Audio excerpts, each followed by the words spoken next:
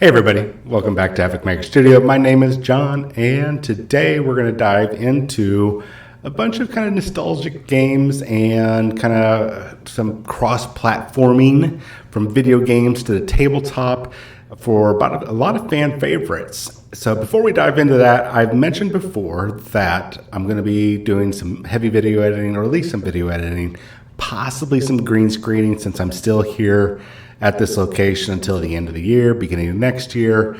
And we're still on track. I said May, June, and we're almost done with May, going to go into June, so stand by. It's coming. And the timing couldn't be more perfect because it looks like once the details are finalized, I might have my very first paid sponsorship on this channel. I'm excited. I'm super excited. I can't say what it is yet. But soon, very soon, hopefully within the next week or two, which should be by the same time frame, we're going to be doing some new type of videos in that near future time frame. So let's just get into what I want to talk about today. So there are a bunch of Kickstarter games that are coming up to their deadline, either the last 2 days or maybe they got about a week or two, that I think you might enjoy. So first up, I wanted to revisit Warzone Eternal. I talked about them the other day. They're down to their last 48 hours-ish, 47, 48, whatever. You know what I mean? And it just in the last 24 hours, they've already knocked out another 15 backers, another $8,000 onto their total. Awesome. Thank you. If any of you were my subscribers or just people that watched the video, make sure you hit the subscribe button. If you did join this Kickstarter, I really super appreciate it. I don't get anything from this. I'm not trying to get anything from it. I just like the lore and some of the aesthetics of this, and I like seeing Kickstarters be successful. The Mutant Chronicles, which is what this game is based off of, has been around since the early 90s. I want to say 93, 94. See, I graduated in 92. Let's say 93-ish. So only about 8 years or 5 years after I started playing Warhammer 40,000, which was 88. So it wasn't that big of a gap in between the two games. Now, this started off as an RPG, got some tabletop miniature game going on. I never got to play, but I was always fascinated by the miniatures. And it was the 90s, so the big shoulder pads and the big bustling weapons, it was really cool. The cybernetics and the monsters, everything was really, really cool, and it still is to me. And I wanted to revisit it mainly because the Kickstarter is about ready to close off, and this is a good opportunity for some of you who remember this game, maybe have some fond memories of playing the RPG or the tabletop miniature game, to go ahead and dive into it. The miniatures look really good. Oh man, I think at 155,000 there. Look at that cartel agent. Oh my God. We only have $8,000 more to go. We've got to do this. I need that miniature in my life. Anyways, sorry. Slight distraction. I love cool looking minis. Anyways, we talked about this a little bit more in depth yesterday, and I'm still excited about this. And what I want to talk about is, yesterday I might have said that there are some aesthetics, some of the things about the miniatures I didn't really like, and it was really just kind of like the large shoulder pads. Games Workshop does it. They do it here, and God, they do it in Privateer Press. I don't know what that deal is. I don't know if I've always wondered if shoulder pads were really vulnerable in the future. Like they're like a vital, like instead of protecting the heart, maybe you got to protect your shoulders. I don't know what the deal is, or it just looks really cool. And it does. Now, my only complaint has ever been with any game with the shoulder pads is due to being a former United States Marine. Having done HEMA, which is the historical reenactment or martial arts reenactment, and member of the SCA, I prefer efficient, practical armor. I like to be lightweight. I like to have mobility. I don't like to be, big spikes or anything, like nothing wrong with LARPing, but, big spiky stuff with LARPing. I don't like capes or the little dangly cloth in between or the charms and skulls everywhere. I look at things from a practical, efficient point of view. But when you look at the sci-fi aspect, this hits the mark. This hits the mark more than Games Workshop or Privateer Press because there's not a lot of bling. What you see on these miniatures makes sense. They've got their uniform, they got their armor, and maybe a couple pouches. They don't have tons of skulls and I don't know, bling, like they work at Chachi's or what do you call it, TGI Fridays or whatever. So I really enjoy that aspect. And so my other my only nitpick is a personal thing from actually wearing medieval armor or modern day combat armor. That's all. I just wanted to clarify that. I wasn't downing Res Nova games or Mutant Chronicles or anything. I really do enjoy the aesthetic. Let's move on to the next one. So before we touch on Monster Hunter World Iceborne, I wanted to mention I will have a link in the description below for all these games. Now, Monster Hunter is down to his last 48 hours, and it looks pretty good from Steamforged Games, who generally have, they make out some pretty good board games, right? Where Warzone Eternal is a tabletop skirmish game, or, you can still use those miniatures for the Mutant Chronicles RPG. So you're getting two uses out of that Kickstarter, which I, once again, highly recommend you jump on that Kickstarter. Or pass it on to some of your friends, especially if you have some old school gamers that you hang out with when you're playing Warhammer or whatever. Go ahead and talk to them. Go, hey, man, do you remember Mutant Chronicles or Warzone? And they'll be like, oh, yeah, God, I love that game back in, early 2000s, late 90s or whatever. Tell them about the Kickstarter. Tell them about the video. So they can come over here, get the link, and go look it up themselves. Warzone Eternal. All right, moving on.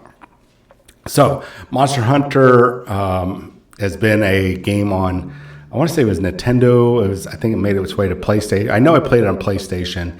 I believe Xbox. Basically, you're hunting monsters, really dragons. And Steamforged does a very good job with their monsters. They do a wonderful job. I really enjoy their 3D sculpts, and they look really cool. And a lot of these are unlocked Kickstarter only miniatures. I have no need for this, but I might get it just because it looks freaking amazing.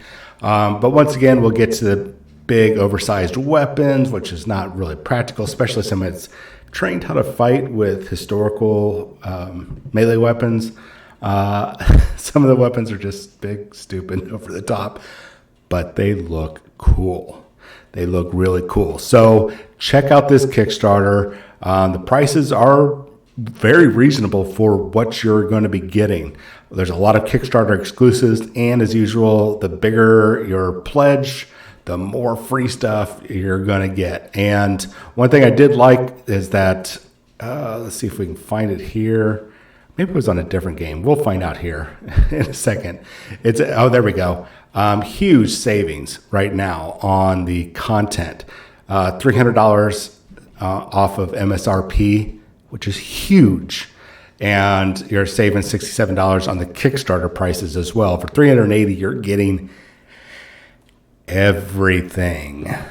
That's not a bad price for a tabletop board game. And I could almost guarantee you could use these miniatures for RPGs. You could use these probably even for some tabletop skirmish games. I wouldn't even I imagine you could even use these for Frostgrave from Osprey Press. So something to take a look at. Once again, link will be down in the descriptions. Moving on, for you RPGers out there, the fine folks over at Evil Genius Games, I've got the Kickstarters live right now for Kong, Island of the Damned, and Pacific Rim Dominion of Iron. This is for their tabletop RPG, Everyday Heroes. If you happen to be at Gen Con, swing by. I believe it is Friday between 2 and 6:30 p.m. I'll be at the Everyday or Evil Genius Games booth working there. Outside of that, I'll be running RPGs for them while I'm at Gen Con. Anyways, so if you like the tabletop or idea of playing an RPG with Kong Island or Skull Island or the God, why can't I think of it? Pacific Rim in mind, this is it for you guys. The sets include a bunch of goodies. They've got their own limited edition boxes, all sorts of just really cool things if you want to play big mechas or kaijus and, you know, the smaller human lives that kind of center around the style of gameplay. I think you should definitely take a look at this for those of you that are RPGers. Let's move on because I don't want to drag this out too much longer. We are 8 days away from the end of the Apex Legends board game, which I have hyped up a lot. We just watched live. The total went up to $573,729. Nearly 3,200 backers, and they've got a lot of content. Now, the pledges are pretty steep, but those pledges get you everything, right? So 1 to 6 players, it's either PvP, you have a co-op, or a solo play modes that are available with this game, depending on your backer level. We've already covered it. Check out those earlier videos. We'll probably do another one as we get closer to the end. The last one I want to talk about is 17 days away, and we're going to kind of dive more into this later on, is the Assassin's Creed Brotherhood of Venice Apocalypse. All right, so this game is not too far away from being done. We're about a little bit over 2 weeks, and there's a lot of content. Now, you're like, okay, it's a tabletop game, but there's a lot of gorgeous miniatures. So those of you that love painting miniatures or love just collecting miniatures and board games, this one is a doozy. And I always look at these style of games when they comes with tons of miniatures, like doubles of archers or assassins or cavalry, whatnot. I always look at this as, can I use this in another game? The answer is probably yes. There's definitely Frostgrave, like I mentioned before. There is goodness gracious, I can't think of it. The Vikings game where you play Saga. You could sub these in. You can sub these models in for your RPGs and totally fill it out, plus have a game on top of it. So there are tons of awesome models. And on top of that, if you missed out on their first campaign and didn't get your hands on the original Brotherhood of Venice core box, you have a chance to get it again with all these models, even more models than you would have when you got the Kickstarter the first time. So, and this one right here is definitely one that you could use for a variety of tabletop miniature games and RPGs. Look how many models you're getting. Character models, troop models, cavalry models, special characters, all sorts of amazing character pieces and tiles. So if you're playing zombie side, you got these tiles that you could mix in there if you wanted to. There's the other expansions that we got here, Roma expansion with even more models, more assassins, more tiles. The Tokyo, so we got more of a modern day. So what I'm trying to say is these Kickstarters are pretty amazing. And I know that's a lot of Kickstarters, and you're going to have to be like, God, I don't know. I can't do them all, John. You don't have to do them all. Just choose one of them. Start with, which ones. Oh, see, those models are beautiful. Oh, my God. I like miniatures. So, at any rate, you're just going to have to choose which one tickles your heartstrings, really. Is it going to be Warzone Eternal? You're going to dive into that with a very fast, easy to play, low cost, classic universe skirmish game, which I think is the best choice because it gives you an excellent break from other games, right? And if for some reason, this is one of those type of games, I think, even if, let's say you have, I have got tons of models for Spectrum miniatures. Let's just say I don't want to use their miniatures. I can just sub in miniatures from turn-based, from different 3D printed models to count as Cybernautica or the Imperial City or the Empire or whatever, or Mishimata.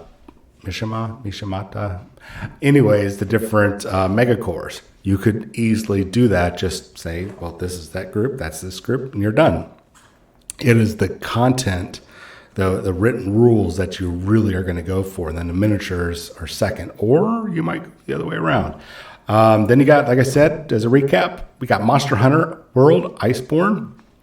The more steeper cost, if you really want to get into this, if you're going to really buy into something and go all in, you should really look at just getting the full $380, get everything, because there's so much free models there, getting over $300, almost $400 worth of stuff for free on top of all the game pieces. Then we've got, if you just want RPGs, you don't care about miniature games, Kong Island or Pacific Rim from Everyday Heroes. Like I said, I'm running their RPG, Everyday Heroes, from Evil Genius Games. And this is really, from what I've seen with this RPG, it is a really good RPG. Ran a few sessions so far. We seem to really enjoy it. It is not as crunchy as, say, Pathfinder or even D&D. It's got a nice, easy vibe to it, but also cinematic universe. You feel like you're an action hero in these games. So this might be right up your alley. We got Apex Legends. We have covered a lot. If you've played the video game, you're probably already clicking on this. And then Assassin's Creed. I think the most versatile of all these games, miniature-wise, is the Assassin's Creed. I think you can use this for a host of historical and fantasy miniature games, not just tabletop skirmish games, but also RPGs. And then, of course, Warzone, as I said before, probably has the best gameplay for skirmish games. You can mix and match all the different mega core and swap in your own models. Anyways, let me know what you guys think of all this. I know I just hit you guys with a lot of information, but I did not want you to miss out on any of these. I wanted to definitely revisit Warzone Eternal and also talk about Assassin's Creed. So let me know what you guys think about this. And when you're down there in the comment section, before you move on to your next video, go ahead and hit that subscribe button. Give me a thumbs up, or if you got to give me a thumbs down, just let me know what you didn't like about the video, and we will correct it. All right, guys. Talk to you later.